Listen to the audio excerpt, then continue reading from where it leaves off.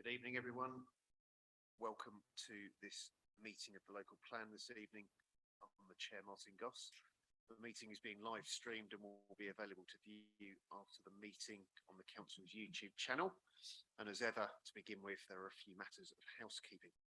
In the event of an emergency, there are no practice fire alarms planned for this evening, so if an alarm sounds, please evacuate the old library where we are this evening through the main entrance or through the door on my left with those rather nice red curtains, and please make your way through to the car park in the town, at the back of the town hall in St Rumwald Street. We may have a short break at 8 p.m. depending on how the agenda, so that is in the committee's hands. And when speaking, can all speakers please use microphones at all times and speak directly into the microphone, and would participants please mute the microphones when not speaking. We'll start as ever with introductions, and if we start on my right, go round and then round again if we can. Thank you. Councillor Kayleigh Rippindale, Deputy Chairperson for Local Plan, Councillor for Newtown and Christchurch.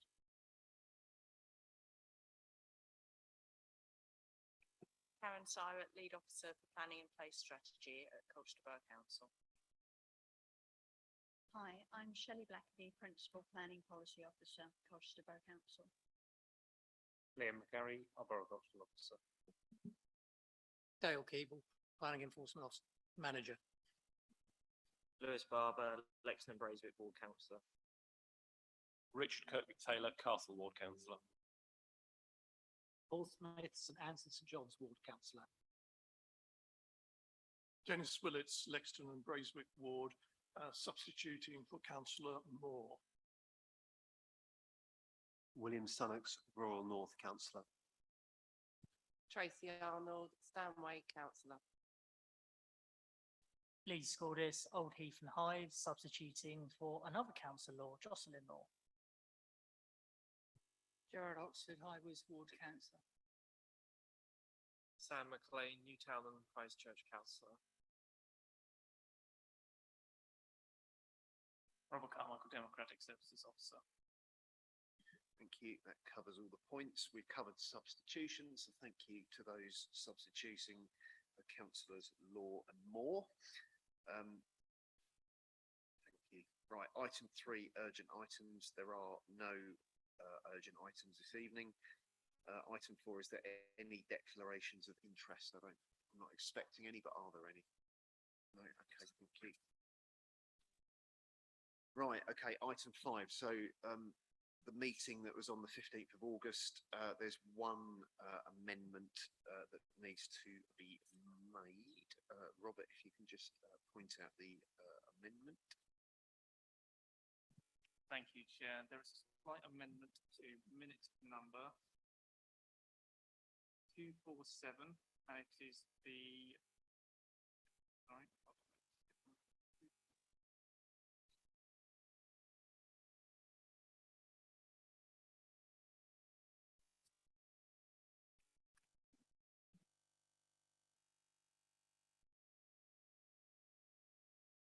I wrote it to you earlier, Chair. Let me find that in my email. Apologies.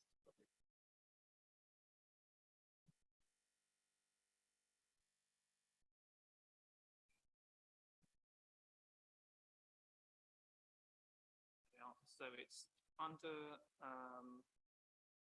minute number 246, paragraph 6, where it states public realm team. It should be replaced with development management team. That was an error on my part here. I was just correcting the record on that, and that's in the minutes that you will sign if approved. All right, other than that one change, which I'm happy to accept, is everybody happy that the minutes are a true record of that meeting for those that were here? Okay, I will Jesus. I will sign those. That wasn't me. I think somebody's trying to electrocute me. I will sign those after the meeting with agreement of the committee. Thank you. Right, we then move on to item 6, which is have your say, and we've got in order 4 speakers this evening. So we have got Richard Martin, Richard Kilshaw, Andrew Wilkinson, who's on Zoom, and then we've got Sir Bob Russell. They are the only 4 speakers that we've got on general have your say.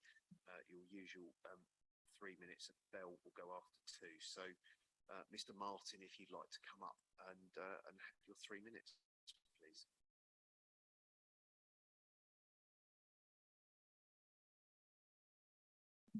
Thank you for your time, committee. Right. Before the council voted to adopt the local plan on the 4th of July 2022, the Save Middlewick Group were made aware of a letter from Natural England. They are the government body that advises on important wildlife sites across the country. This letter was sent to the Planning Department of Colchester Council 5 working days ahead of this key vote, with key findings and recommendations. Colchester residents would hope and expect that officers at CBC would make all relevant information to councillors before a vote has to take place so that they can make an informed and objective decisions in the best interest of the people they represent. Clearly, this was not the case. This matter was raised at the full council meeting by a member of the Save Middlewick Group. This letter, which strongly advised that the council fell short of its statutory obligations, concludes this. Should this plan be adopted, we will reserve our right to object to any proposal at this site that did not fully take account of the specific biodiversity interest of the site and demonstrate compliance with those statutory duties and planning policy. One could reasonably expect that such a strong letter might have changed the way that the council intended to vote or councillors' own decisions. In the end, Councillor Goss and the Mayor, Councillor Tim Young, both agreed that this letter would be made available to councillors after the vote took place. Even now, 3 months after the vote took place, it has been apparent it hasn't been apparent that this promise has been fulfilled. In fact, thanks to a Freedom of Information request that the Save Middlewick Group now has a copy of this letter after the statute 28 days passed without the letter being presented. So Colchester residents may now be wondering why the letter was kept from councillors and their own portfolio holder for planning by their own department, also the executive of the council. In the end, at the councillors' request, the Save Middlewick Group provided a copy to them. I do find it astonishing that a campaign group has to provide information to a councillor that their own department saw fit to keep away from them before and after a crucial vote took place. It's still not been released to councillors. If, why not? And 2, will it be? Surely words of our elected representatives should be taken in good faith. After all, it would only be a few clicks of a mouse to release this document and not exactly tasking. We do feel that this behaviour is consistent with a council that has declared a climate and biodiversity emergency, where its actions or inactions in this case have directly contravened its stated principles. Thank you very much. Thank you. Karen, is there anything you'd like to respond to Mr. Martin on? I think perhaps we'll take all speakers at the end, if that's okay with you. Thank Yep, you. that's fine. Okay, we'll do that. The second speaker is Mr. Kilshaw, please.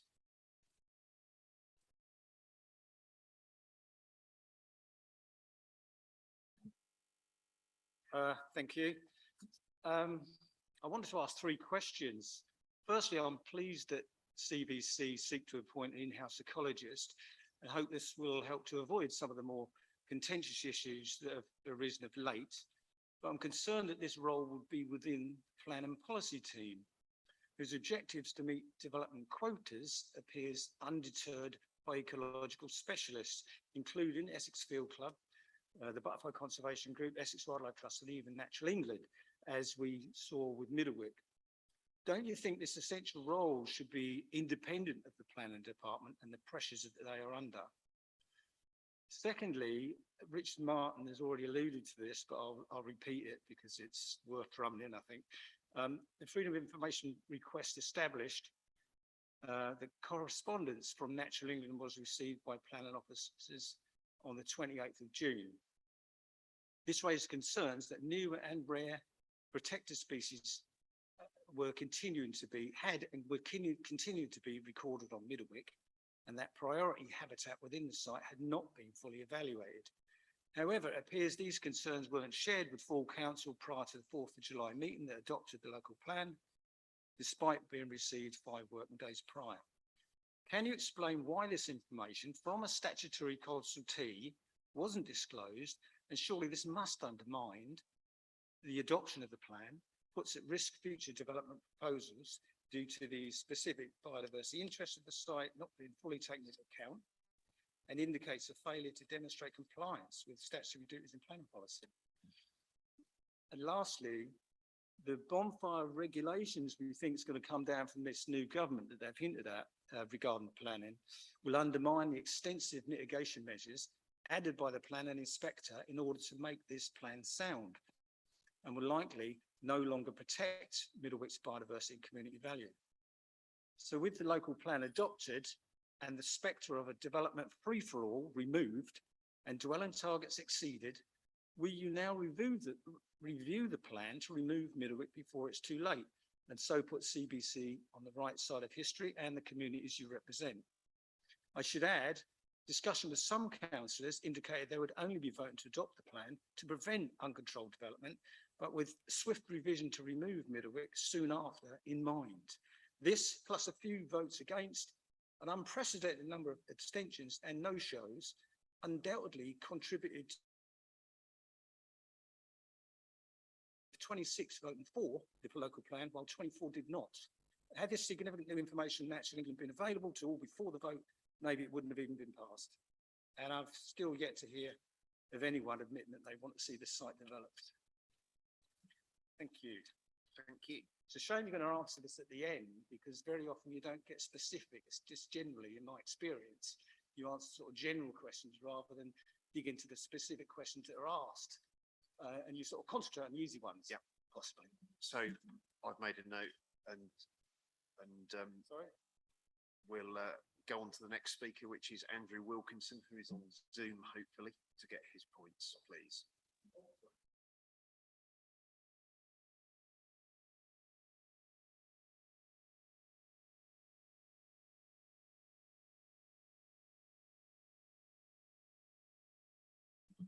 Mr. Wilkinson, if you're ready, you can start your 3 minutes, please. Sorry about that. I was on mute. Can you hear me? Yep, loud and clear.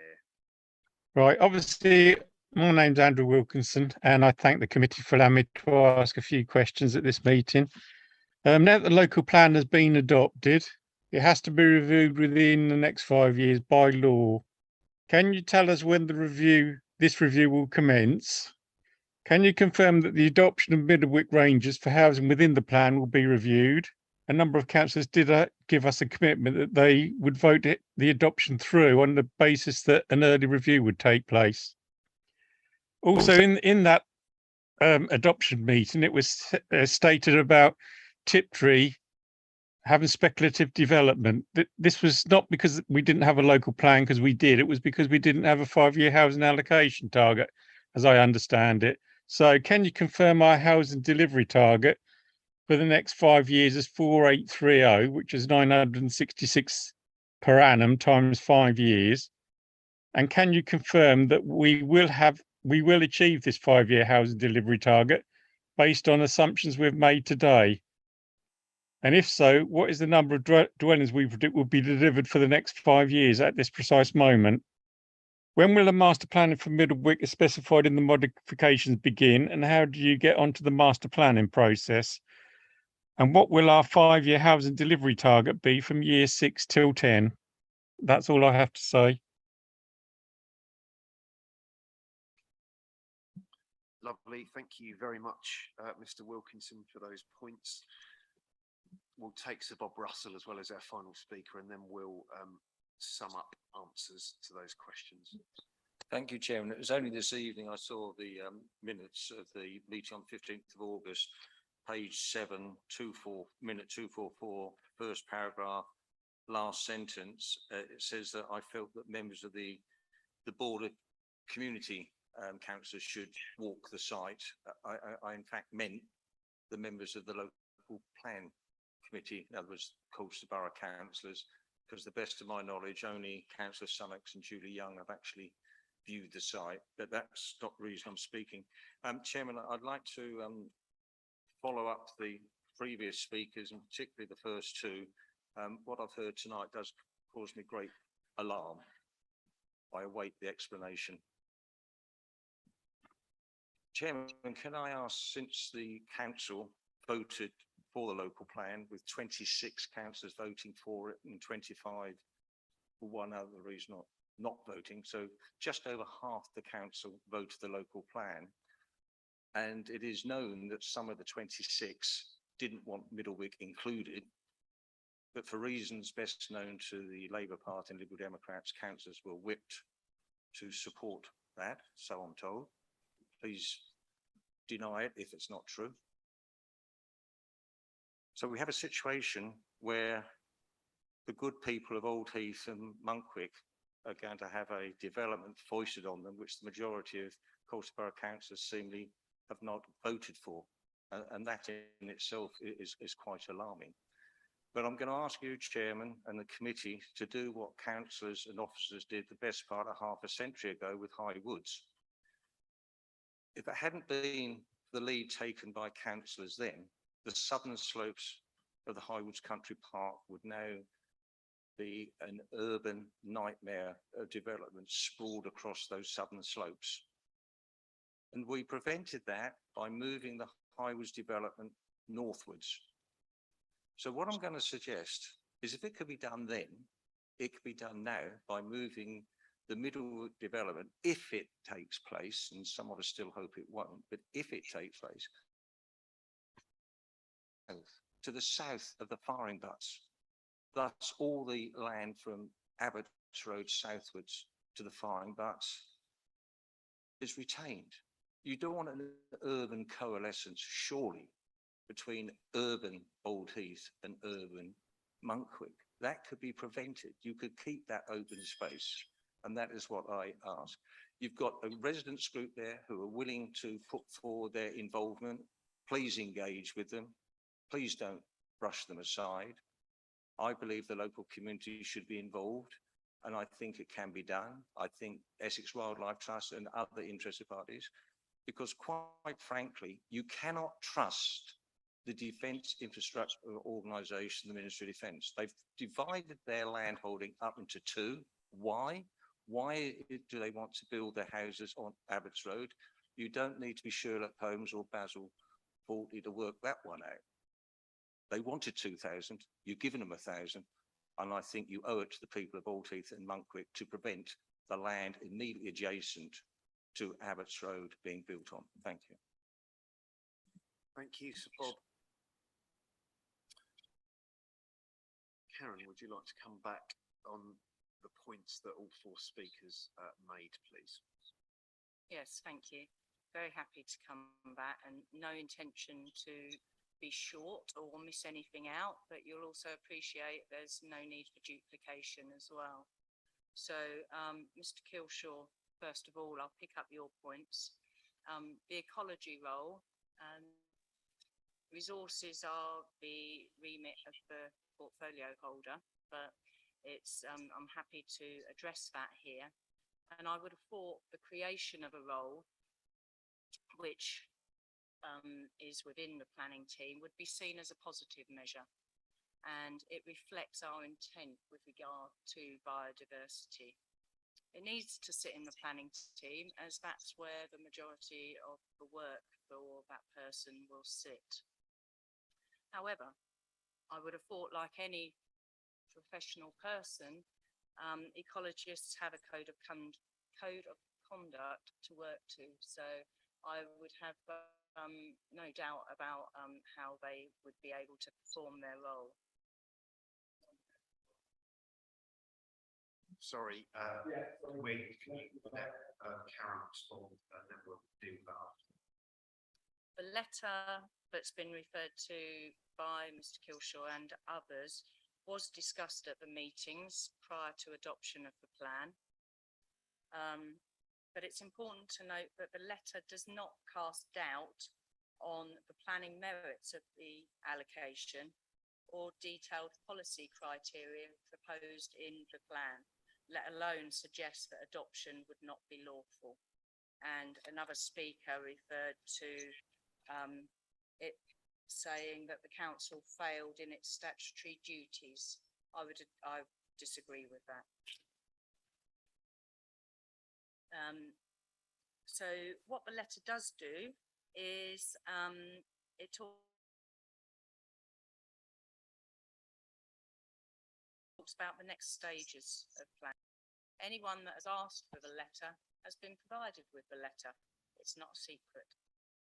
And finally, I wouldn't like to begin to comment on as yet unpublished government policy.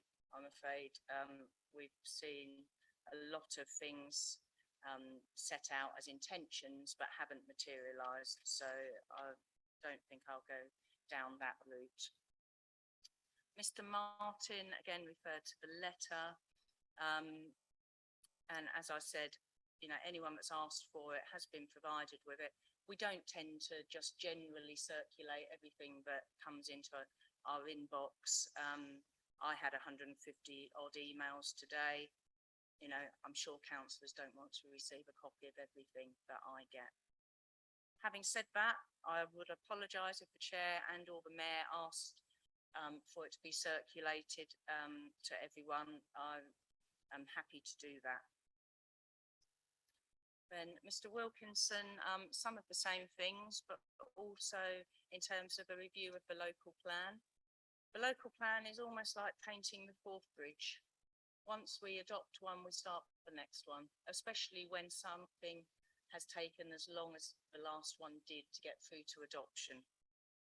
So what we will be doing is bringing the local development scheme back to this committee, either the next meeting or the one early in the new year, which sets out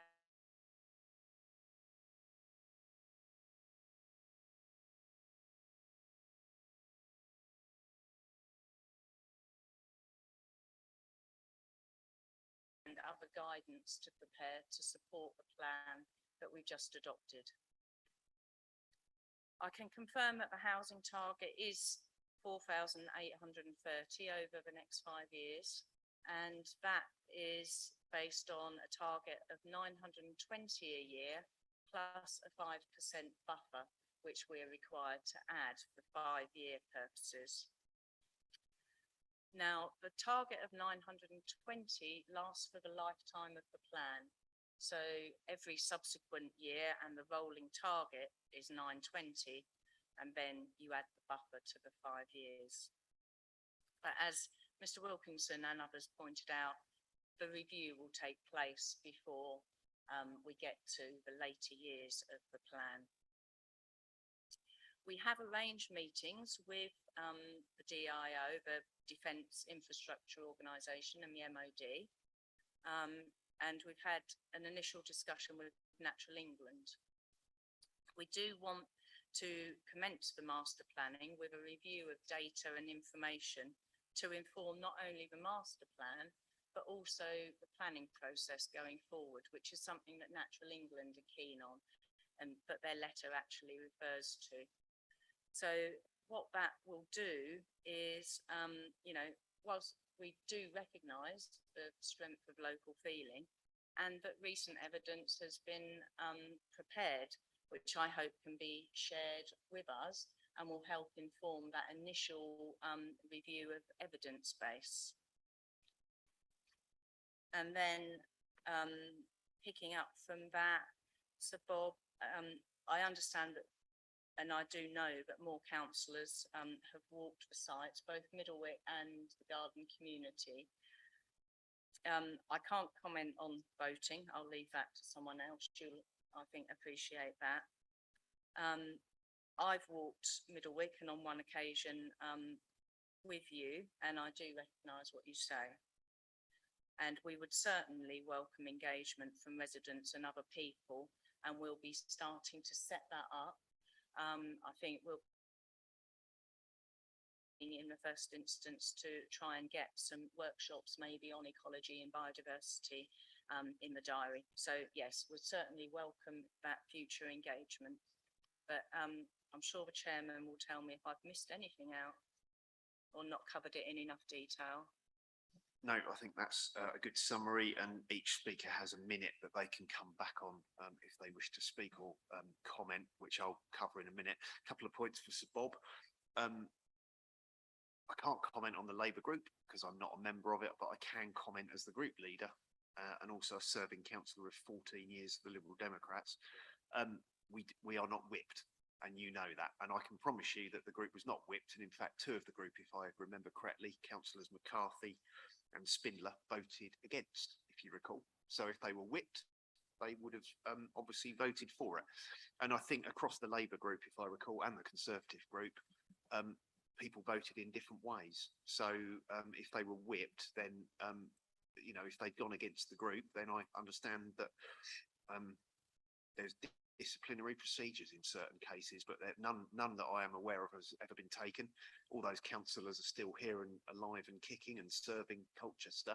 So as far as I'm concerned, I don't believe anybody was whipped because the votes went in all different directions, or the abstentions. So that I can only speak from either personal experience, party policy, or observations of people's behaviour on the night.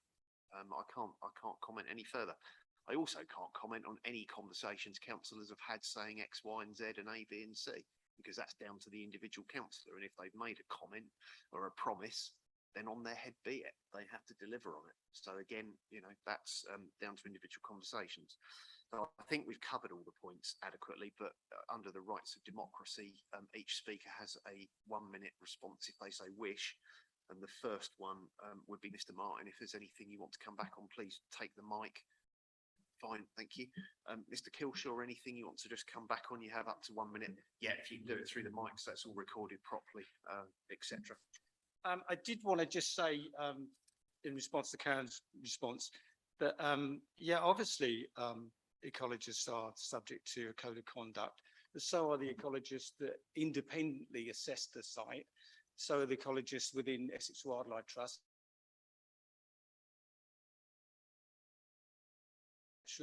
And you've had all that information, which has not been positive for this site, as it's all been against the development of this site. We're all, you know, I'm a subject of code of ecology.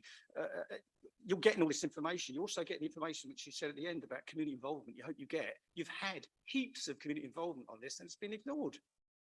On the ecology side of it, how can you say that? This is why I didn't want these things just dismissed at the end. So I'm struggling now to keep up with what you've said. Something about the letter from Natural England, anyone can see it. Well, councillors are not going to phone you up and say, have you got anything relevant from Natural England, which might change our whole perspective on this development? Are they? Surely this information, that's why I was asking, why wasn't this information given to everyone so they can make a fully informed decision at the time? Thank you. That minute is up. The only comment I'll make on that is the letter will get sent round. I will make sure of it to all councillors as per previous request, and Karen has already said that will happen. That will happen this week, if not possibly even tonight. So that will happen. Mr. Wilkinson, did you wish to come back on anything? You have up to 1 minute if you wish. If not, you don't have to, but let me know. Sir Bob has already indicated he doesn't wish to. Mr. Wilkinson, did you want to come back? No, Karen's answered my questions. No, Karen's answered my questions. Can you hear me? Okay, lovely. Thank you. You're quite quiet this end. I'm not sure what's happened, but thank you. And Sir Bob, as I said, has indicated that he doesn't wish to. So I think that's covered. Have your say thoroughly. So thank you, everybody, and thank you, Karen, for the responses. Right. That moves us past have your say, and it moves us straight on to item 7, which is the canopy cover assessment guidance. And I would invite Shelley to take us through the report, and then obviously we can open up for debate and comment. Thank you. Policy CC1 climate change of the adopted local plan includes criteria for how a low carbon future for Colchester will be achieved. In relation to canopy cover, criteria 4 of the policy says a canopy cover assessment will be required for all major applications. Development proposals should seek, where appropriate, to increase the level of canopy cover on site by a minimum of 10%.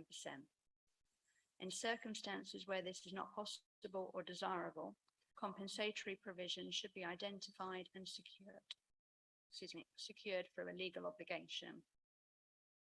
So a canopy cover assessment is an assessment of the area of ground directly covered by the leaves and branches of trees.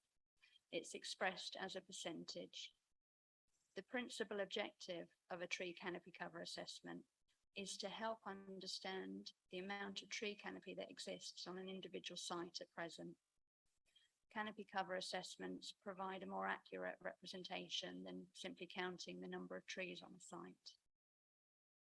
The importance of trees and vegetations in towns and urban areas has long been recognised. It provides shade, evaporative cooling, rainwater interception. It has an influence on air quality, energy use, biodiversity, and the reduction of the urban heat island effect. It has positive impacts on human health and well-being. There's an ongoing and increasing level of evidence that's made clear that trees are a cost-effective way of providing a wide range of benefits to the environment, individuals, and society, and as part of the wider green infrastructure network, and an important component of climate change adaptation strategies. The tree coverage for Colchester Borough is currently 18%, and this varies between wards. The long-term aim should be to increase the tree canopy cover of the borough to 20% and then 25%. New development should seek to contribute to increased tree canopy cover where appropriate.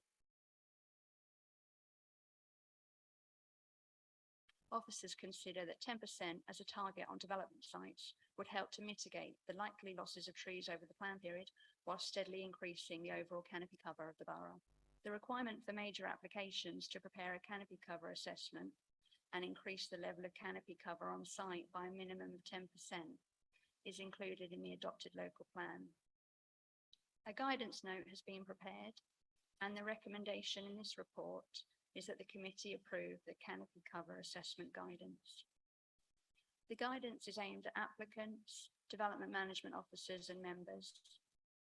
The purpose of the guidance is to set out the council's expectations in relation to the policy requirement for canopy cover assessment. The guidance sets out some background and explains how the current level of canopy cover on site has been measured. It's necessary for applicants to work out how new tree planting can achieve a minimum of 10% increase in canopy cover. A tree planting plan should be prepared to show the location, species, and radius of the canopy of new trees. This can then be used to calculate canopy cover in meters squared post-development and calculate the percentage increase in canopy cover on the site. Thank you. Thank you, Shelley. I've got Councillor Smith who's indicated to speak, and Councillor Willits, and then Councillor Sunnox. Sorry, I had a brain freeze there for a moment. So in that order, please, Councillor Smith to start. Please. Thank you very much. I'm very pleased that we're getting supplementary planning documents coming through now. And of course, that's one of the benefits of having got the adopted local plan. A technical question, though, that's been puzzling me. What does this 10% increase mean?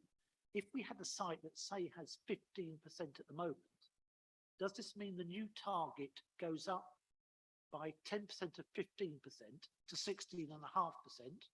Or does it go up by 10% from 15 to 25%? And depending on the answer, I may have a supplementary. Okay, let's take these in order of the questions asked. So Shelley or Liam, who wants to take that one? And you can't phone a friend, I'm afraid. It's the former, Councillor. It's so it would go from 15% to 16 point whatever it would be. So it's 10% of the 15%, not 10% of not 10% uplift. Thank Councillor you. Smith. In that case, my supplementary is, if we have a site that's got 1% tree coverage, that would mean the new target would be 1.1%. Should there not be a minimum level on any site?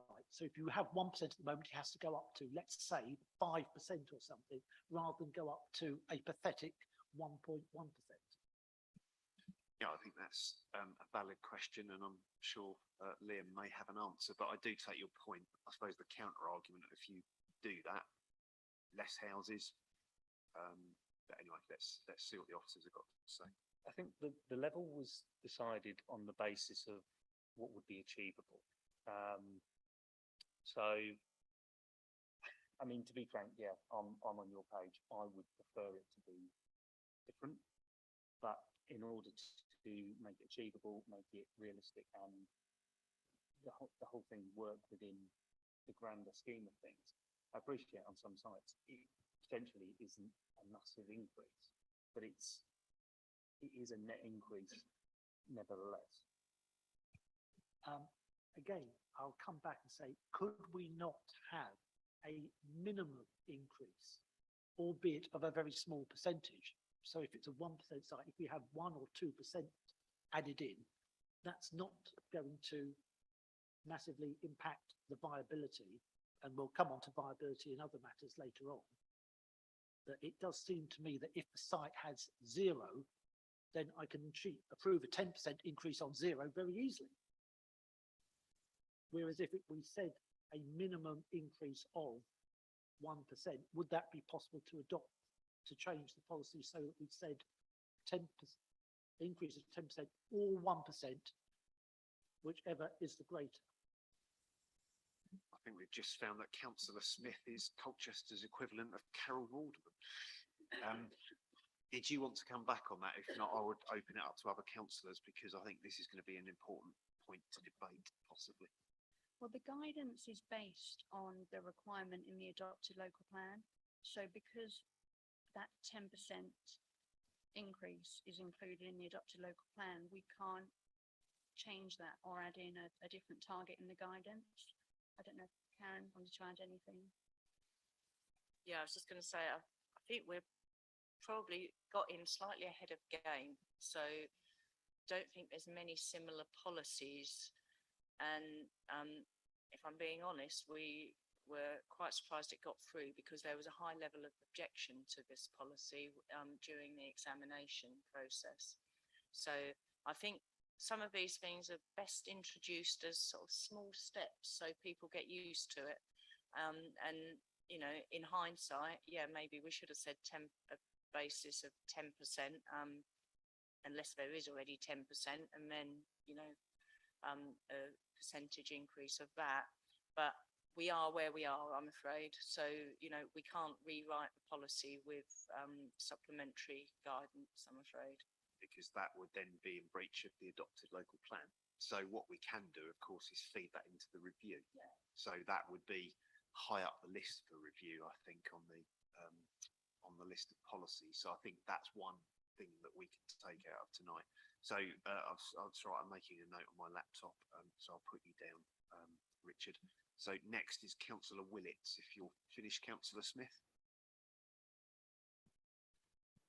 Chairman, I would never describe myself as a tree hugger, but I certainly appreciate what is intended in this policy, and representing areas such as Lexton, leafy Lexton, endowed with many trees which we need to protect.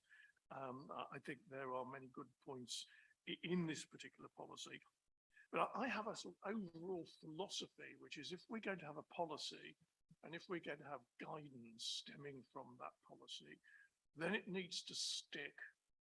Otherwise, we look silly. If we've got rules and regulations and they don't achieve anything, they're generally ignored, then why have the policy in the first place?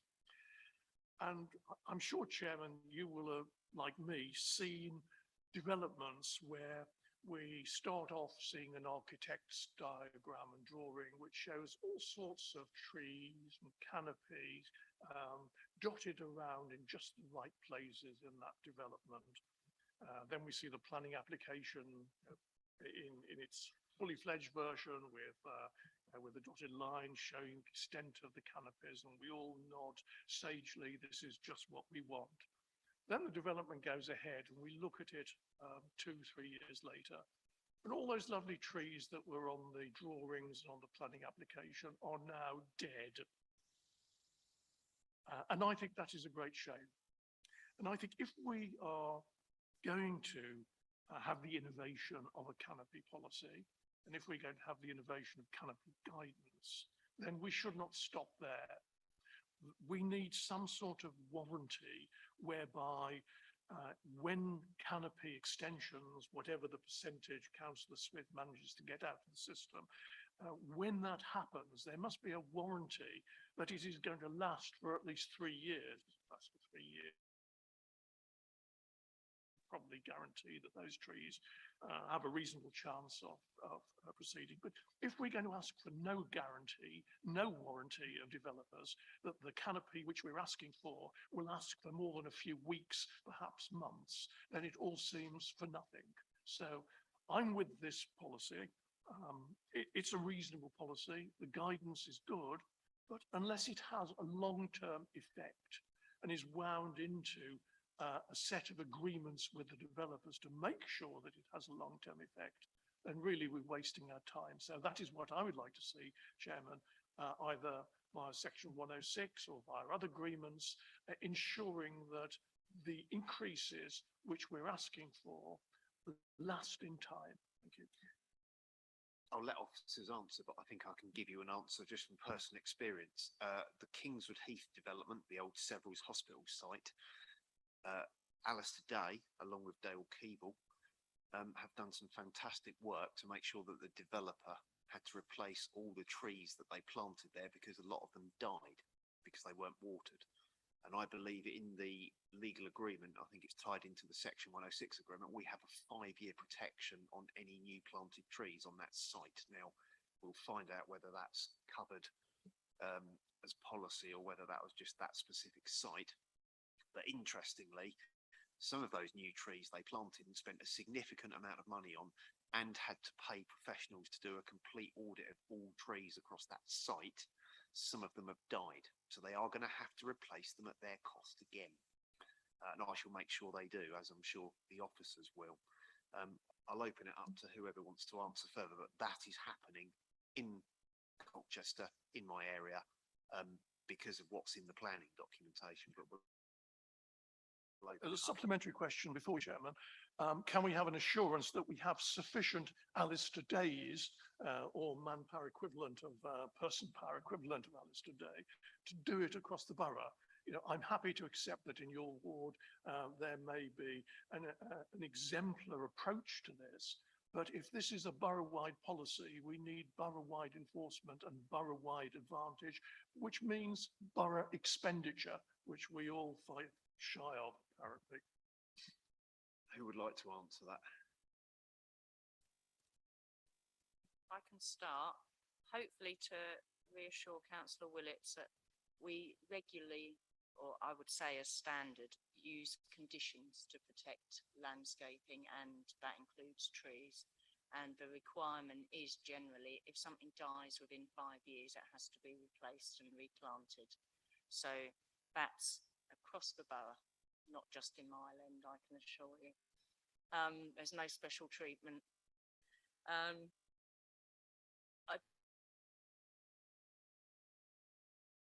We can't attempt to replace Alistair, but what I would say is that we would ensure that there's resources there to try and keep an eye on that. And certainly Adam John is very diligent in what he requires, and then afterwards how it's maintained. So I hope that reassures you. And I think it also further reinforces just again the great legacy that Alistair Day left us, who obviously sadly passed on, but obviously that work will be there in perpetuity. So we will always remember Alistair. Okay, we'll go on to Councillor Sunnox next, please. Yes, thanks for letting me speak. I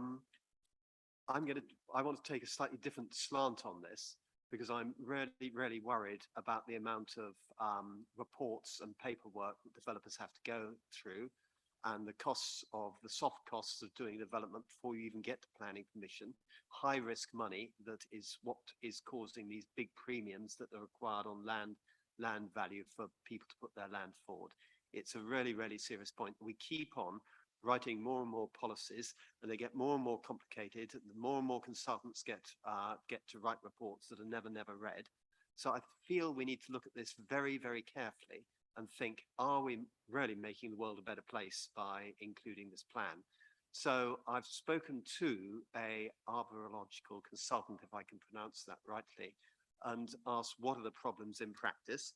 And some of the things that have already been mentioned comes up. Developers are sometimes not good at getting them established. This is from a professional. They're just not planted in the right place or the right species. Trees that have been planted often die because they haven't been watered. Sometimes the ones that they plant damage pavements and buildings. And sometimes existing trees are damaged by diggers when they're digging down rather than building up. And these are all practical problems. And I don't think one single one of them is added to by the policy.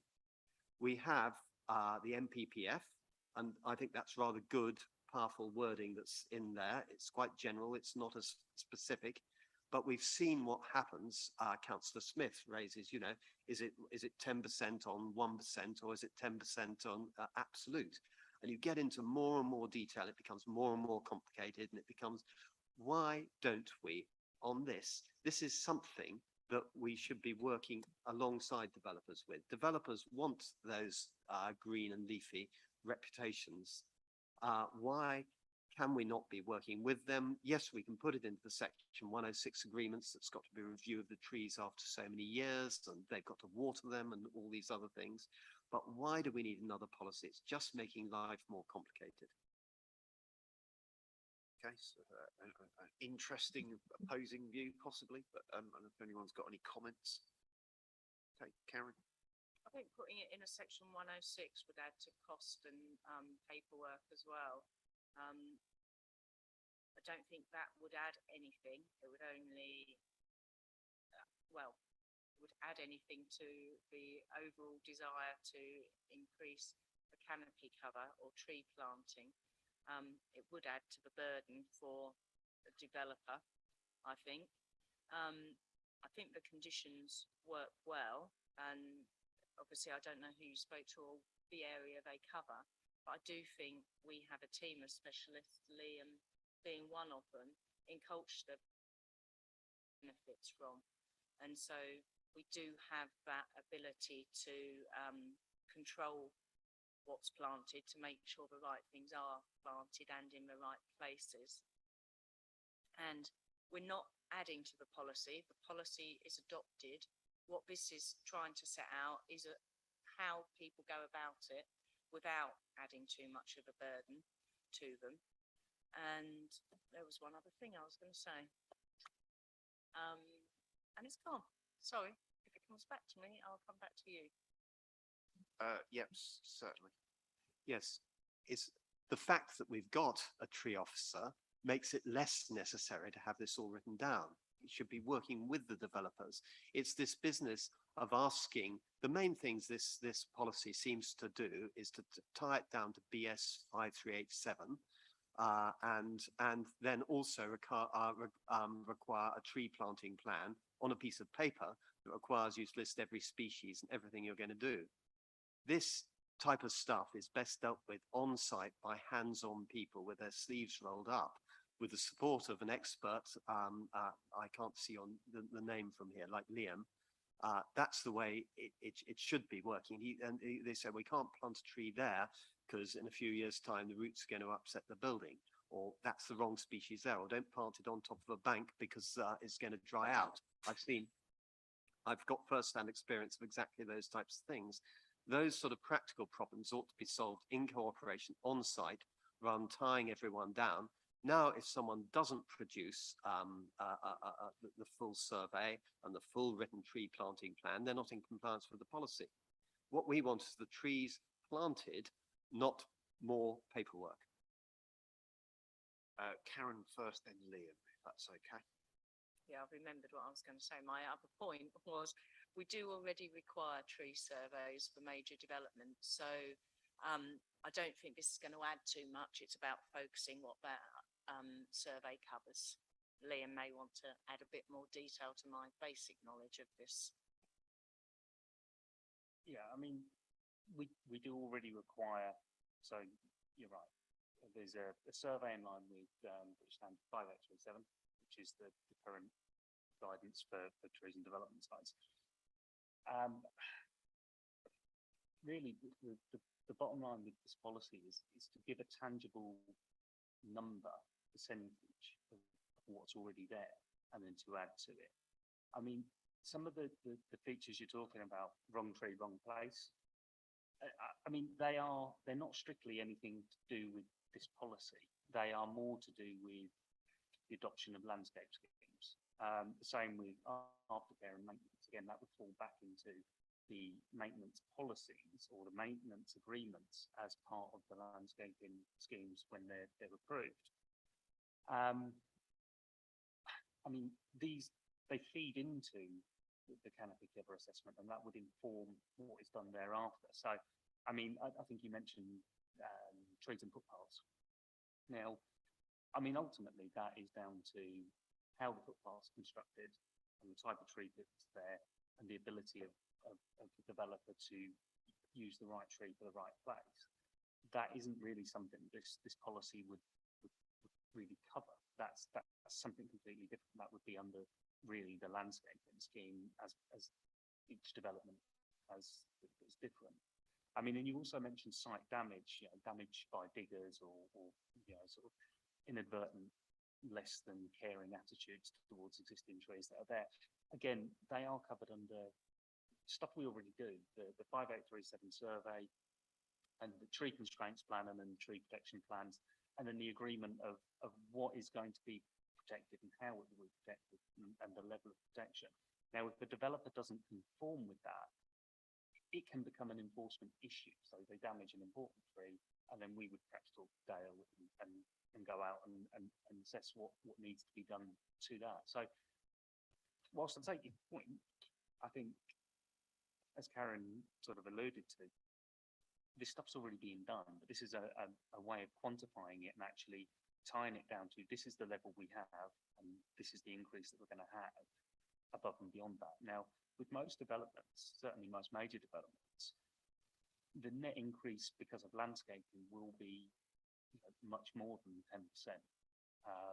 It's highly likely that through street tree planting in the ancillary open spaces and even back gardens, etc., this percentage, this 10%, will be significantly higher anyway. So I think that covers all the points you sort of raised, but if you have any furthers, by all means. Yeah, and I think we need to be mindful, although there is a link between the other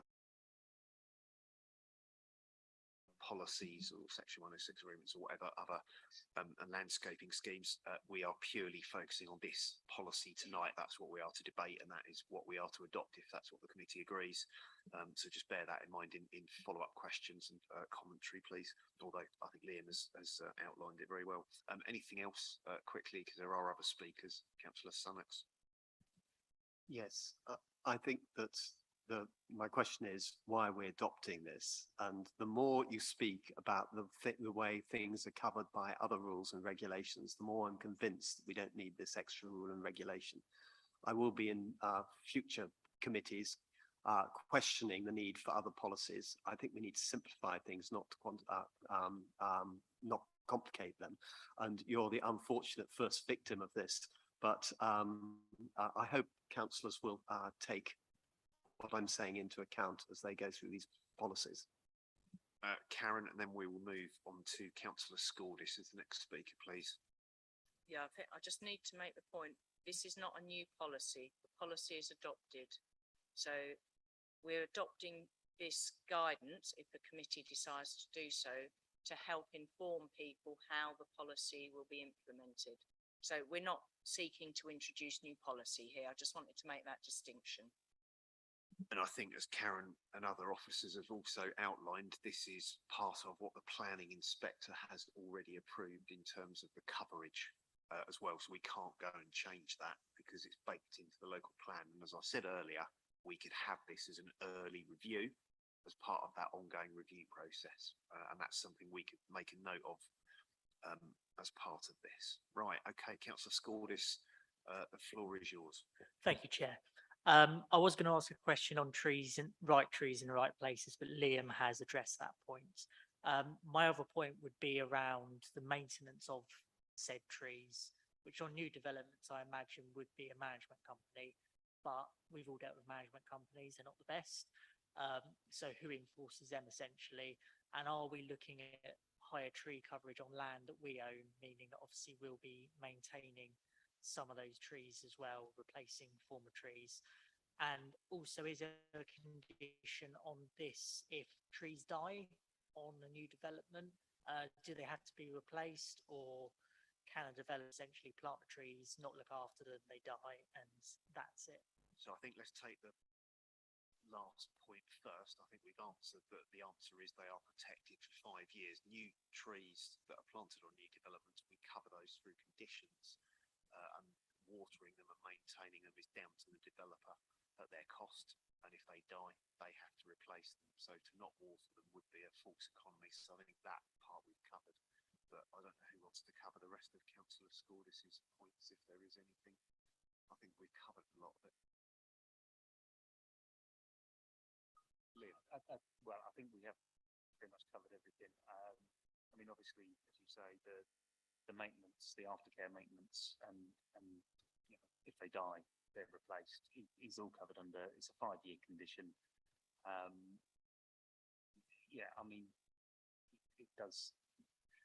Dale enforces it all the time. So, you know, I mean, it is covered within there with the existing conditions that we use and agreements and legal agreements. So I don't think we can add any more to that. Councillor Scordis. My main thing on maintenance was essentially when trees get too big or become an issue, such as hanging branches that are falling on someone's property or so forth. So not as much that they're going to survive. That was the third question, was that when they essentially become a problem, that they're not being pruned enough.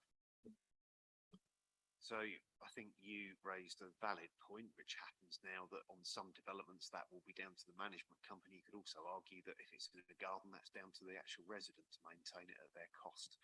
By law, of course, if a tree, we all know this as councillors or should do, tree overgrows or any overgrowth goes into another garden, you have a legal right to cut it back, and you could even throw that back in your neighbour's garden. Not very neighbourly personally, but you are allowed to do that by law. Parliament probably ought to change that. I don't think there's probably much else we can add, but management companies do have a legal requirement to maintain trees, and also, of course, maintain them in line with any tree preservation orders where they've got mature trees. We've got Councillor Barber next, please. Thank you, Chair. Just, I guess, building on the point William made, I think the policy is really good, and it's one of the policies that often our local plan committee we end up overlooking because we're so focused on the site allocation issues that policies such as this, which are really important, don't get discussed as much. So I do think that when we come to a review, it'd be really worthwhile making sure we focus on those sites where it's 0% currently, for example, brownfield sites where there may not be any canopy cover at all, to ensure there's sort of not a fallacy in the policy where the lowest coverage areas have no uplift. But I think that's one we can take on going forward, because obviously the fact we've got this policy in the first place is really quite excellent. On the actual wording of the policy, because I think probably the discussion maybe does start here a bit, it says to increase the level of canopy cover on site by a minimum of 10%, which I hope could in certain circumstances address some of the concerns that Councillor Smith had in regards to where it goes from 1% to 1.1%, because there is flexibility in the policy to allow us to increase that. So although I do think it's a bit of a, I do take the point, in reality, I think we can explore how far we can push that. And obviously it comes down to the viability of the condition we place on, but I think it's really good policy. I guess the question is, and as Karen rightfully points out, we're voting on the guidance, to the extent to which we need any guidance on this, and whether this is guidance for us as a local authority or for a developer, or a bit of both, or actually based on everything we've heard this evening, every site's so different, and every requirement's so different, whether we can have any guidance that is of particular use to put out there, I guess, because it's going to be so case by case basis. I mean, the fact is the guidance being written now, so there's no, if we we turn it down, then there's no cost saved or anything because it's being produced. But I think going forward, it's worth thinking, as Councillor Sunnock says, whether we necessarily need guidance when it's so case specific, and we have got the team in place, and Liam, I know, does fantastic work. I'm always really impressed by him. Whether we do need guidance that covers everywhere when we have a really clear policy, because I think the policy is excellent and it's specific and to the point. But going forward, I do think it's worthwhile us thinking, do we need this extra guidance or information where it's not so applicable? So that's probably, I think I take Councillor Sunnock's point, but I think it's a good chance to articulate how happy we are seeing this in the local authority. Thanks. Yeah, I think, well, I think we've kind of touched on it, and that we'll definitely review going forward as early as we can, and mature it and try and increase that tree canopy cover in those circumstances. So happy to, that'll all be minuted, it's recorded, so we'll make sure that that is taken forwards at the earliest opportunity. Councillor Kirby Taylor is our last speaker on this, unless I missed anyone. Councillor Oxford after Councillor Kirby Taylor, and then Councillor Smith. Thank you. I was going to make 2 points, but Councillor Willett and Councillor Scordis have covered the first one out completely. It was the maintenance of the trees and that five-year plan sounds good. And if you've already got it in place and it's already working, then no need to reinvent the wheel there. The second thing was what Councillor Smith raised about whether it was 10% absolute or 10% relative. I had read this as 10% absolute, and that was how I read this. And I was thinking, that's reasonable. That means that we will eventually hit the 20% target, and we will eventually hit the 25% target. If we are looking at 10% relative increase, we will never hit the 20% target that we're aiming for, because a 10% increase of 18% is 19.8. We will never hit the 20% target, and there's no way we will ever hit the 25%. So I think we need to look again and see if there is the ambiguity in this, so that we can use this guidance to confirm that it is 10% absolute, rather than allowing it to be the lower number. Yeah, I think this is going to be an interesting, possibly slightly grey area. I suppose I would draw it back to what we've signed off in the local plan that's been adopted by the planning inspector, but I'll let Karen come back on that and see what we may or may not do, or it goes in as part of that early review we've talked about. So it does depend then exactly what the wording is and exactly how it is interpreted, because the percentages are interpreted in both ways, and we could take this as an opportunity to use the most beneficial and clarify that it has always been that. Okay, well, let's let Karen respond on that and see where we go. Yeah, I think the discussion tonight has suggested that we'll look at the wording and ensure that it is clear. Might even be worth including some examples in the document so people are aware of what we're expecting from them. And then I think we can bring it back when we review the plan. Take a different approach to when we review the plan. So we're reviewing subjects as well as sites, because Councillor Barber and others are right. There's a focus on one or two sites, and it tends to be at the expense of the rest of the plan sometimes, doesn't it? So let's do it differently going forward, so that we've got early sight of some of the policies, and we can think about things in advance. But yeah, I think we need to clarify some of the wording and perhaps put in some examples if everyone's happy with that suggestion. I think that's absolutely fine. Councillor Oxford is next, and apologies that I didn't. Not a problem. Well, I read the document as plus 10%, i.e. so if there was 10 trees on the site already, plus 10%. Let's now say Councillor Smith has just alluded that basically you're going to get 0.7 six of a tree or whatever. It's a bit ludicrous. The other point I wanted to make is we do know that with whips, there's a very high failure rate with whips. So what age of tree would be put in? And also, again, the staking of those trees, because we've had experience in our ward, in my ward, of trees that have been planted that are maybe 10 years old, and they've got a stake that comes up so high. And then in short order, they've grown above that. And then, of course, you get the lovely people who come and bend off above, or the wind does it. The stake ought to be higher so that it offers protection to the tree until it's able to get that much more growth on it. I don't know whether that sort of relates to this, but I thought I'd throw that in for extra measure.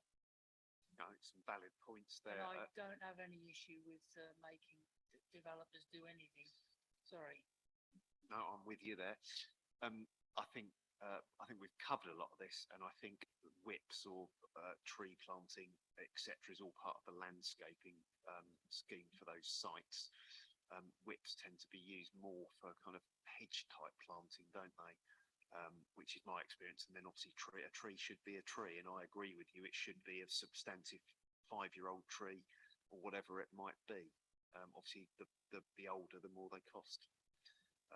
So yeah, I don't know if you've got anything else, Liam, but I think, I mean, and the point again is very much covered by stuff that we already do, conditions or legal agreements. I mean, I think the other point with this policy in general is that I think we're only about we're about the second council in the country to adopt a policy like this. So we are really at the forefront of this. So apologies for the tedious and the sort of the comments you've got there. I mean, I think that is genuinely because we are really, no one else is doing this at the moment. all right, thanks both. And then final speaker on this would be Councillor Smith, please. Thank you very much, Chair. I'm just like to come back on something which Councillor Sunnox said that caused me considerable concern. I know the national government is really keen to get rid of red tape, or as other people look upon it, protections for the people in the country. And the idea that nice developers are doing this out of the goodness of their heart and will want to have conversations is frankly not something, in my experience, that I've come across. Developers want to maximize profit. And we need to have these regulations and rules in there to ensure minimum standards. Just as the government back in the 19th century brought in minimum regulations for working hours and what have you, I'm sure at the time there, people were saying that was red tape and regulation and extra rules. So I think there may be a philosophical difference here, but certainly as far as I'm concerned, I see these rules as things that are going to be enforced, minimum standards on developers who otherwise would not necessarily do it, and that going kindly with them doesn't seem to produce a great deal of work. I don't want to get into a conflated, non-related debate here, to be frank. We've got other business to get through, so is it relevant, Councillor Sunnox? It's exactly relevant because it goes to the root of the relationship between planner and developer, which I don't think is, I really seriously don't think is right in this council. And that hitting developers with more and more rules and not drawing out the best is, and it is a philosophical difference, and I'll have to be in a minority of one perhaps around this table. But I really think it's wrong that we're tying them up with so many reports that are never read. The consultants writing them are even bored. For me, getting on some work that I'm involved in, for me, getting the consultants even motivated to write the reports is taking me months to do. And it's really damaging the economy. It's really, really serious. Talk to developers or anyone who's been involved in development, they'll tell you the same thing. So remember, there's another point of view. There's the person who's regulated's point of view, as well as the rule maker's point of view. It's really important. That's all I'll say. I'll be quiet now. Thank you. I don't believe there's anything else to speak about this evening. I think that's actually been very well debated. Some really good points to take forwards in the review. So if we actually go back to the what we're being asked to do, we're being asked to approve the canopy cover assessment guidance, and that's what we're being asked to do. So can I see a show of hands? Sorry, so yeah, I'd like to propose a vote on adopting the guidance as per the recommendation in section 7. So all those in favour. Chairman, can I ask, is this guidance, the recommendation you propose is guidance, yeah. Yet members around the table have been talking about rules. So I think we need to be very clear what we're voting for. We know that the policies are already dealt with via SS1 and so on. But what we're voting for this evening is purely guidance. Yep. It's not a rule.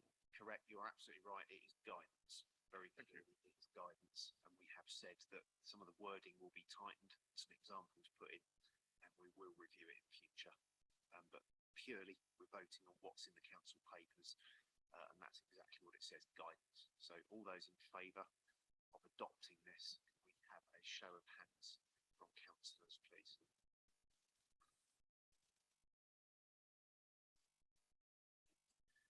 All those against, and any abstentions? Okay.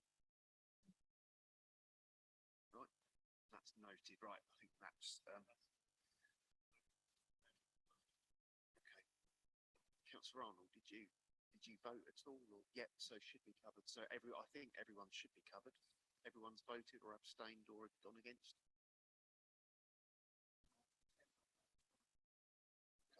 Can we do it again? Right, all those in favour, can you just put your hands up?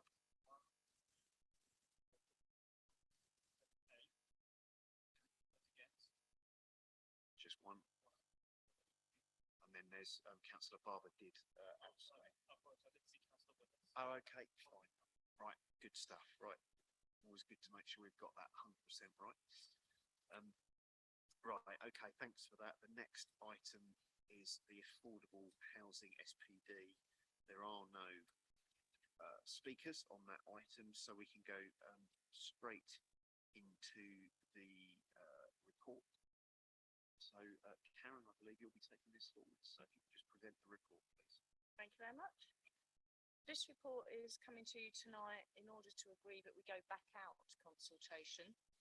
We consulted on the document quite some time ago now, and it was at a stage where we had an adopted plan, but it was rather long in the tooth. We wanted to increase the affordable housing target, but that hadn't been agreed in an adopted plan. So many of the respondents at that point in time objected to the supplementary planning document because of the confusion caused by having two plans to refer to. So accordingly, we paused work. Now the plan is adopted, it's important to bring associated guidance up to date, and I will go back to that point about guidance in a second.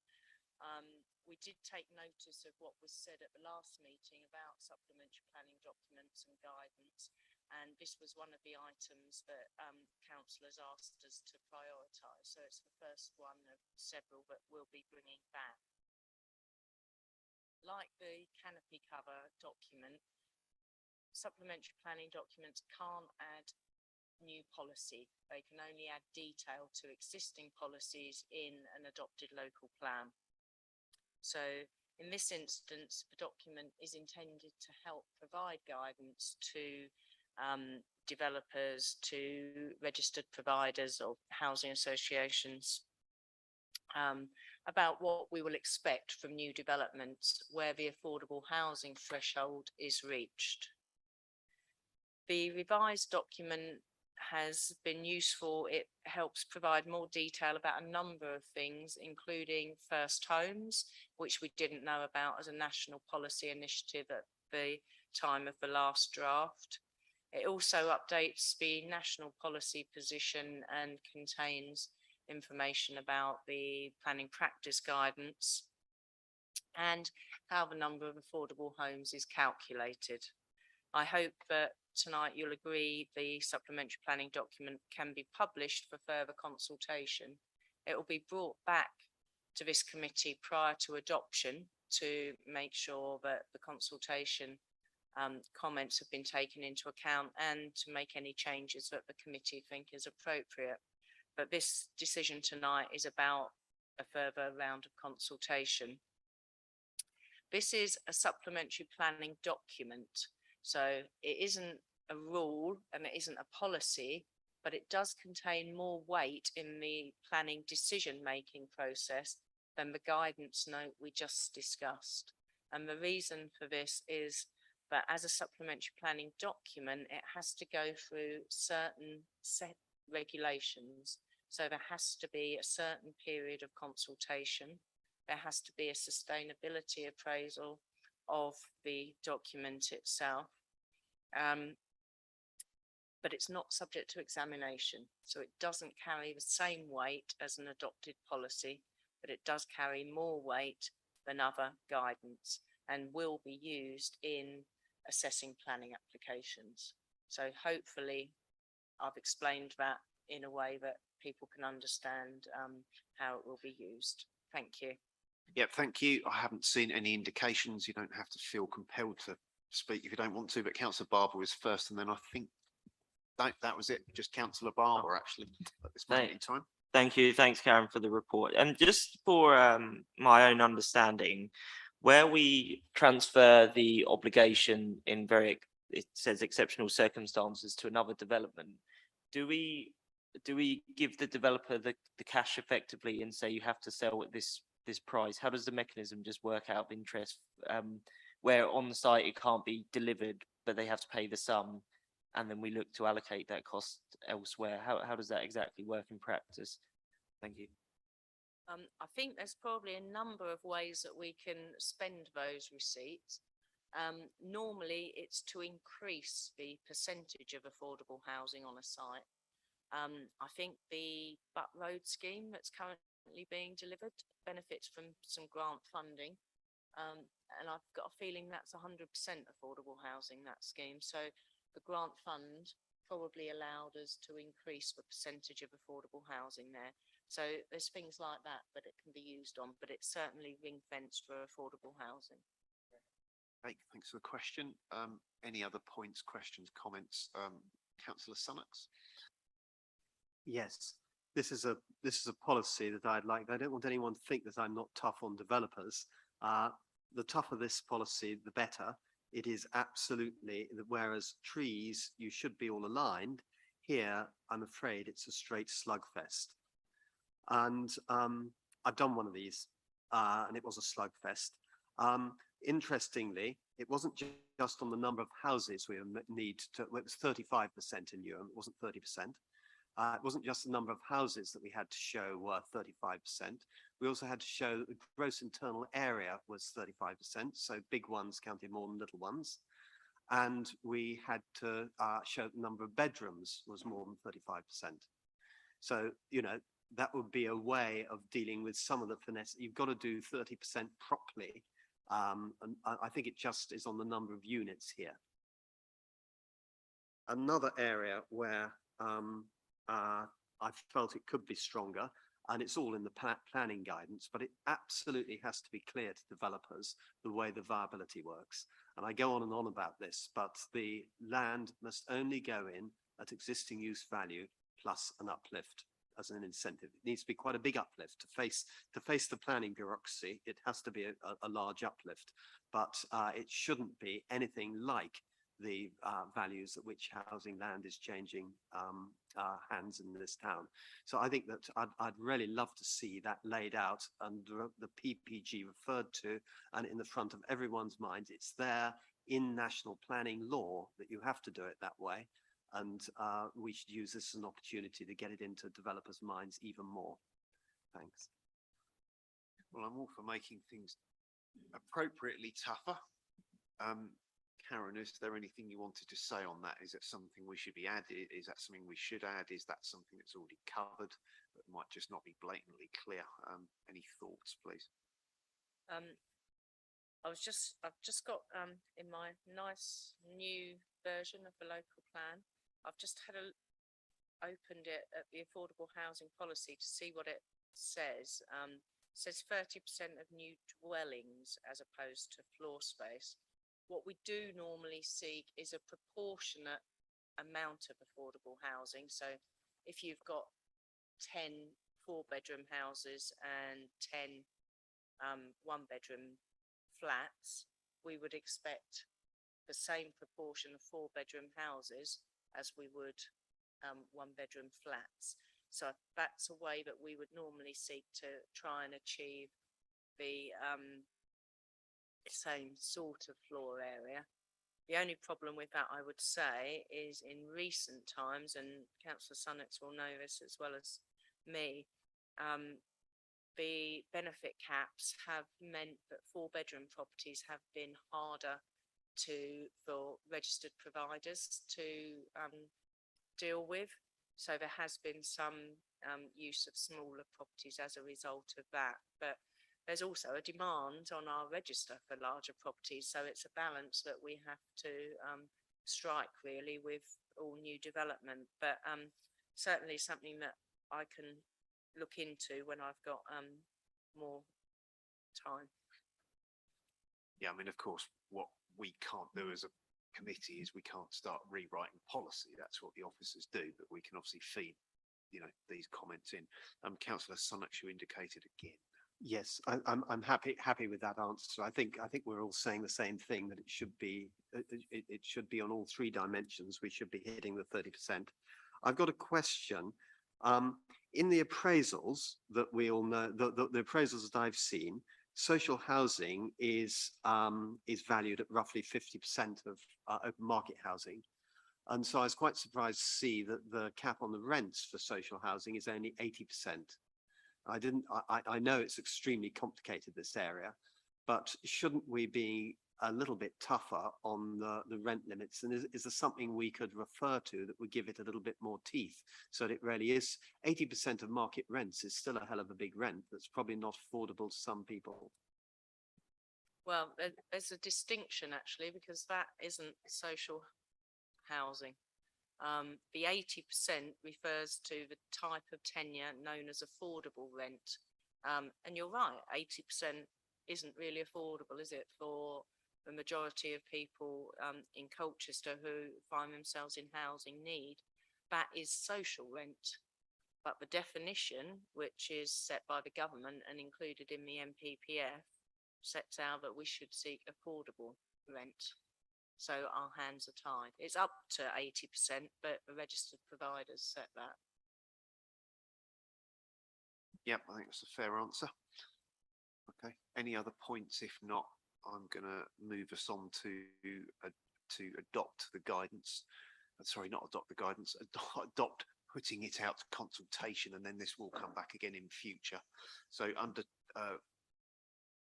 point 2.1 of the report, just so you know exactly what you're voting on, it says to approve publication of the Affordable Housing SPD for a 6-week consultation period from the 20th of October to the 2nd of December, so hopefully not too near Christmas. And 2.2 for the committee to delegate authority to the lead officer for planning and place strategy to make minor revisions to the document prior to publication. Those are the 2 recommendations that we're being asked to vote on this evening. So for 2.1 and 2.2, can I have a vote? I'm proposing those. Can I have a vote of all those in favour, please? Make sure your hands are up so Robert can see them. It's unanimous. Thank you. Thank you, everybody. And then we move on to point 9 on the agenda, which is the most exciting, the planning enforcement policy update. And I'll ask Karen to present that report as well, please. And then no doubt this will probably have some good debate. Thank you. The policy is before you tonight in order to add some transparency to the process and to allow people to have their say. Clearly, no one from outside of this committee has thought it necessary to come and have their say tonight, but the opportunity was there. The existing policy was produced in 2014 and is now in need of review and update. Planning enforcement is probably the most controversial area of planning, hard as that might be for this committee to believe at times when we have rooms full of people. It's also an incredibly frustrating process, and as councillors, I'm sure you are contacted all the time about enforcement matters. We share that frustration, which is largely as a result of national legislation and regulations. It often means that processes are slow and that our hands are tied in what we can do and when we can actually take action.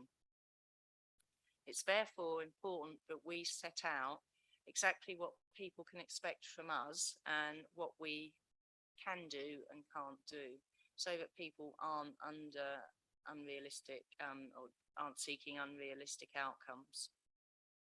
We do have a small enforcement team of 2.5 people in Colchester. They do an amazing job, but they are subject to much criticism because you can never please everybody. I know the same goes for planning overall, but enforcement in particular. And yet, I'd have to say our performance speaks for itself, really. And I've been in peer reviews of other councils where Colchester is held up as an authority to be looked up to and to aspire to in terms of enforcement. And some figures I picked up today. So for the year to June 2022, we served 44 enforcement notices, and that compares to Chelmsford, who served 16, Braintree 6, and Tendring 3.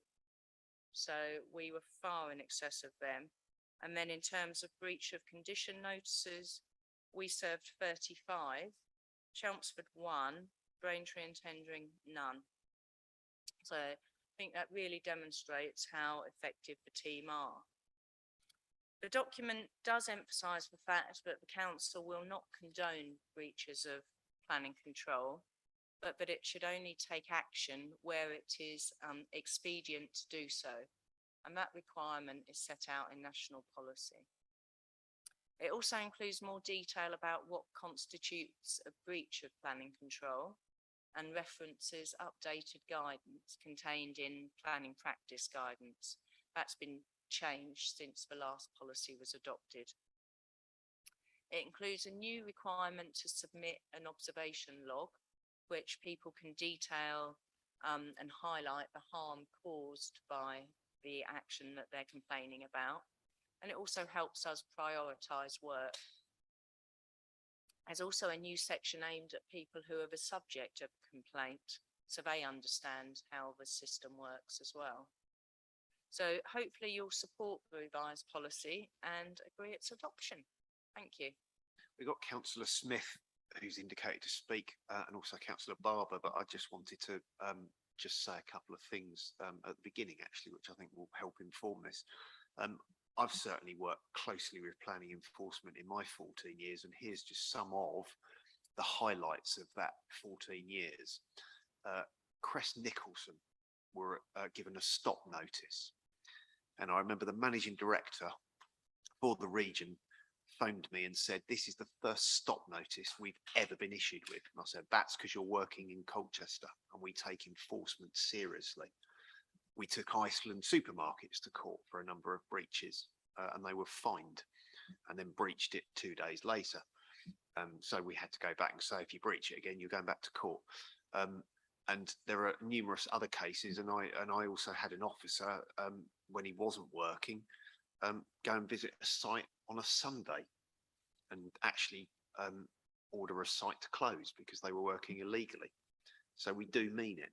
And I think the word is getting around developers that they can't open sites on a Sunday just because offices aren't officially working, because actually if they feel compelled, they will. So I just wanted to share those experiences, that we do take this seriously. And I think that underpins the figures that Karen has just given, because you know I like facts and figures. Councillor Smith is first and then Councillor Barber, please. Thank you very much. Yes, I'd like to echo a lot of what's said, but on enforcement, I do have a few issues as well. And I'm a little bit concerned about the term where we'll only take action where it's expedient to do so. I'll give you the examples from my own ward in Welshwood Park. Many of the areas covered by tree preservation orders. Often planning takes place, a tree is cut down, a replacement tree is therefore required to be installed. It says in the planning conditions that before work commences, they have to submit a plan to the planning office to say where the new tree is going to be put, to check it. On, I believe, 5 separate instances, work took place, no plans were submitted, and it wasn't until residents went round and said, excuse me, there should be a tree there. There isn't. What's happened to it? That it became apparent that the council was not requiring and checking that the plans had been received to say where the new trees were being put in. As a result of which those trees were not replaced. So I would like to make sure that when we are doing enforcement, it's done consistently. There have been other examples I could and perhaps should give of very good enforcement in my ward, but that's an example of where the systems didn't work. Okay. Who would like to cover that? Liam, you're our tree expert and specialist. Yeah, it's a good job I stayed. Councillor Smith, the TPO issue you mentioned is down to the way the legislation is written, the primary legislation. Because we were not aware that the trees had not been replaced, the time frame in which we can take enforcement action has elapsed. So it's one of those things where with the greatest will in the world, there isn't an officer monitoring. There isn't a monitoring officer that goes around and inspects the work that is done or whether the trees have been replaced. We, as much as we put condition into the decision notice for works to preserve trees, we have no way of knowing whether or not they've done what their conditions require them to do, because we don't have a monitoring officer. And unfortunately, I'm the only tree officer that deals with tree preservation orders and conservation areas. Councillor Smith. So, sorry, I didn't make it clear. It's not that you weren't aware, it's that the applicant had not submitted, as they required to in the planning conditions, their instructions showing where they were going to do the replacement tree. That whole bit of the documentation was missed. So you didn't know, you couldn't go around and check because they hadn't submitted the plan saying where they were going to put the replacement tree, because it has to obviously be within a certain distance. And that was the thing that was missing. So without that in place, you're quite right. You couldn't enforce the tree because you hadn't given permission for a replacement tree to be put there because they never asked for it. And that happened repeatedly. Karen? I think any site-specific questions we may have to take offline because I don't think we've got the detail for every single case here tonight. So I think that would be more appropriate if that's okay. So Yeah. Paul, let me know the details. Yeah, and I'd be interested as well. So yeah, no problem. But you know, valid points. And if we can do anything around that, then we'll obviously look at that. But that could well be down to a missing role that may need budgeting, etc. But that's an offline conversation, I think. Councillor Barber, you are next, please. Thank you, Chair. I'm really pleased to see this policy come forward. I have great admiration for our enforcement team, actually, because I think they do work in particularly hostile conditions often, because it's a very emotively charged subject, understandably. And I know sometimes they get a bit of the stick for sometimes where planning may have gone through that people don't necessarily like. And I think this is where this report can really help members explain to their residents where enforcement may be able to come in. So if we could make sure it's circulated to the whole council, I think that, because I'm sure I send annoying things through to planning enforcement sometimes where I don't necessarily have the knowledge to know whether it was appropriate for me to raise it at that point. I think something like this could really help the wider members maybe take a little bit of pressure off our enforcement team where it's not necessarily the appropriate route to go to. So that was really all I wanted to say on the matter. Thank you. Yeah, that's a good point. I think the other thing as well is the enforcement team sometimes have a very difficult job, because when you track back in very historic planning applications, the conditions may be missing or they may be woolly. So again, there's a lesson there to make sure that the wording is crisp and that those conditions are there, especially the standard conditions that we expect in planning applications, because even human error can lead to those, disappearing. And if they're not there, then they can't be enforced. It's quite simple. If it's not there, it's not written down, it's not been rubber stamped and approved, you've got no chance. So that is just something else to bear in mind, that, the enforcement team can only enforce by law what is written down. Another good example is the Odeon, actually, because we did take some legal action on the old Odeon site to get that cleaned up, although that's a very complicated case. This is a good piece of work, something I'm very happy for us to adopt. Is there any other points or questions? If not, we'll move it through. Councillor Willits. Yeah, Chairman, I'm broadly in support of the new policy. The one area that I do worry about almost comes back to the same comments I made about the canopy cover on trees. This policy includes a reference to an explanation of the harm assessment that is used by our planning enforcement officers when they decide whether they will deal with or whether they do not have sufficient resource to deal with a complaint from the public. I'm concerned that there is no absolute definition of the point at which the enforcement officers consider a complaint is satisfactory. We're told at the moment that we've got two extremely competent, and we know from the work we give them, extremely agile enforcement officers who quite often get us out of a mess when there are complaints, and they do it in a very skillful and professional manner. But it would appear that we're setting our datum for what is acceptable harm due to ignoring planning results purely on the basis of the number of staff that we can allocate to this particular role. Now, that is a practical way to proceed, but I believe that philosophically that is seriously flawed. There should be the harm assessment process, and there should be an absolute point at which we say, if the harm is greater than a certain value, we will send out an enforcement officer. And to say that this is bounded purely by resources seems to be a very weak approach. And I think we should be defining what is acceptable harm in absolute terms, not in resource determined terms. That's an interesting point, and resource does come up, but not just in this team. You will end up with a debate in any organisation, whether it's public or private, about the number of resources, because at the end of the day, there is a finite budget and headcount that any organisation can employ. It's no different in the commercial private organisation I work for, but I take your point. Karen, please. Thank you. Yeah, again, I'm seeking to reassure Councillor Willits a lot tonight because of points he's raised, but if harm is of a certain value, we will send out an enforcement officer. The harm isn't based on the number of staff.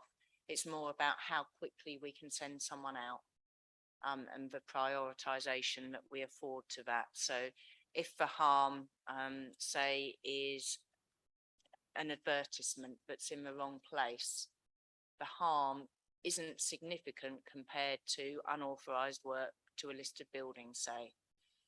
There's still harm, but it's not of the same degree. So please be assured that we will send someone out if there is harm caused to whatever aspect it is. And that's why it's so difficult to put down an absolute definition or define what harm is, because harm to one person is not harm to another. So it is very much based on the information that people provide. And hopefully that's why what we're suggesting with this log will help identify what that is, and then help ascertain how quickly we send someone out.